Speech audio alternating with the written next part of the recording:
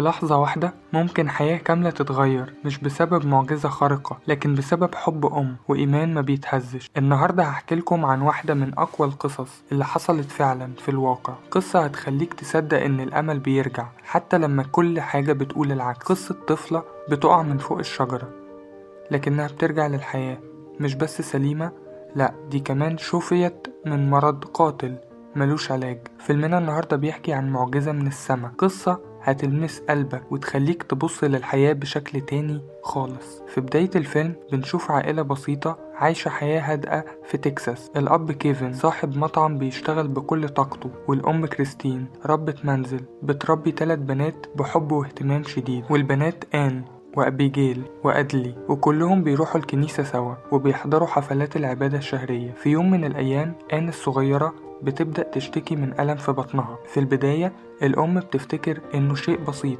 لكن الألم بيزيد بشكل مفاجئ. آن بتصرخ من شدة الوجع وكريستين أمها بتجري بيها على الطوارئ. الأطباء محتارين، محدش قادر يشخص حالتها وكل الفحوصات مش بتوضح حاجة مؤكدة. الألم بيزيد والبنت بتموت بالبطيء، كل يوم بيمر بيكون أسوأ من اللي قبله. آن بتبطل تاكل، بتخس بسرعة جدا، بتبطل تلعب وبتقضي أغلب وقتها وهي نايمة، بتتألم في صمت. كريستين بتقرر تاخدها من دكتور للتاني ومن مستشفى للتانية لكن مفيش فايدة، وأخيرا بيتم تحويلها لدكتور متخصص في أمراض الجهاز الهضمي، دكتور نيريكو، في مستشفى بوسطن للأطفال. لكن المفاجأة الانتظار علشان تكشف عنده 9 شهور. كريستين ما بتستناش، بتاخد آن وتسافر بوسطن بدون ميعاد، وتقرر تروح المستشفى بنفسها وتتحايل على طاقم التمريض. بتستنى لساعات طويلة، بتتكلم مع كل موظف ممكن يساعدها، وبتصر انها تقابل الدكتور. وفي النهاية الحظ بيحالفها والدكتور نيروكو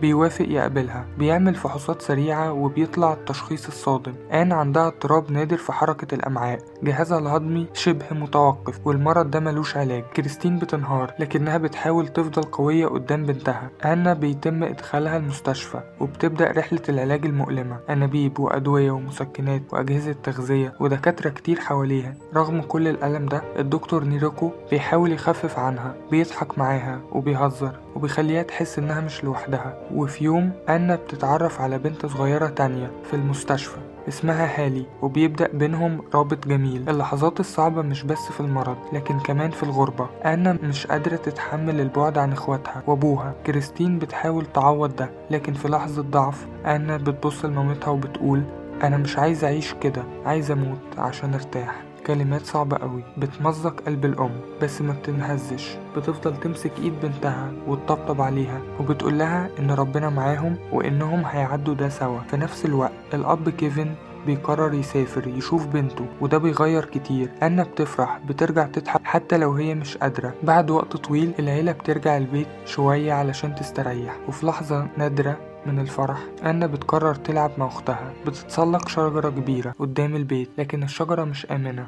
أنا بتقع جوه الشجرة نفسها في تجويف داخلي كبير وعلى عمق أكتر من 10 متر. الشرطة والمطافي بيوصلوا بسرعة والناس بتتجمع، محدش عارف البنت عايشة ولا لأ، لكن بعد ساعات من المحاولات بينجحوا في إخراجها. والمفاجأة هي أن سليمة جدا وما فيهاش ولا خدش ولا كسر ولا حتى ارتجاج. كله بيبقى واقف مستغرب ومصدوم. بعد الحادث ده كل أعراض المرض اختفت. كريستين مش مصدقة اللي بيحصل، بتروح للدكتور نيريكو اللي بيأكد بعد تحليل جديد إن أنا ما عندهاش أي مرض. الجهاز الهضمي بيشتغل بكفاءة، مفيش انسداد، مفيش شلل. أنا بتحكي لمامتها إنها وهي جوه الشجرة خرجت روحها وشافت السما، شافت ملاك بيقولها إن وقتها مجاش، إنها ترجع وتخف. كريستين بتقرر تحكي قصتها للعالم، بتقف قدام الناس في الكنيسة وتقول لهم الحقيقة كلها. في بعضهم بيصدق وبعضهم بيشك، لكن ده مش بيهمها. هي شافت معجزة بعينيها، شفاء بنتها.